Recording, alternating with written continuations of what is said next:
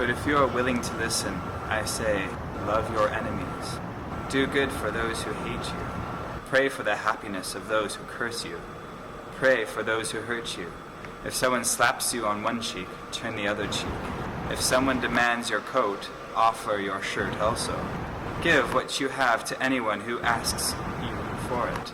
And when things are taken away from you, don't try to get them back. Do for others as you would have them do unto you. Do you think you deserve credit merely for loving those who love you? Even sinners do that.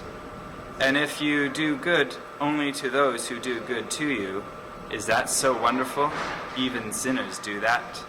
And if you lend money only to those who can repay you, what good is that? Even sinners will lend to their own kind for a full return.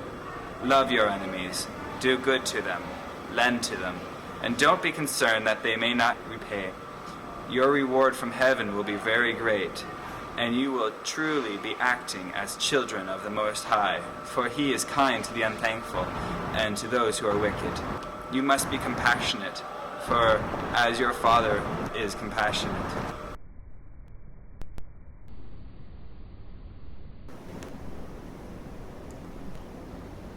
So why do you call me Lord when you won't obey me?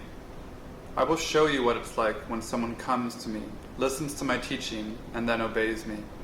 It is like a person who builds a house on a strong foundation laid upon the underlying rock. When the floodwaters rise and break against the house, it stands firm because it is well built. But anyone who listens and doesn't obey is like a person who builds a house without a foundation.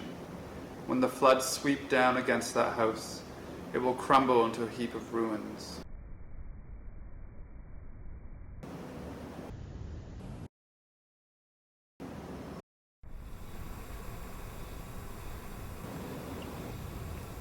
Early Sunday morning, while it was still dark, Mary Magdalene came to the tomb and found that the stone had been rolled away from the entrance.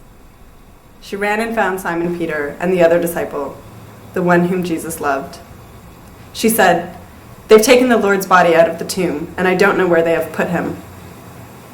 Peter and the other disciple ran to the tomb to see. The other disciple outran Peter and got there first. He stooped and looked in and saw the linen cloth lying there, but he didn't go in. Then Simon Peter arrived and went inside. He also noticed the linen wrappings lying there, while the cloth that had covered Jesus' head was folded up and lying to the side. Then the other disciple also went in, and he saw and believed. For until then, they hadn't realized that the scriptures said he would rise from the dead. Then they went home. Then Jesus got into the boat and started across the lake with his disciples.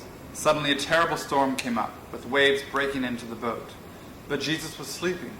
The disciples went to him and woke him up, shouting, "Lord, save us, we're going to drown." And Jesus answered, "Why are you afraid? You have so little faith." Then he stood up and rebuked the wind and waves, and suddenly all was calm. The disciples just sat in awe. "Who is this?" they asked themselves. "Even the wind and waves obey him."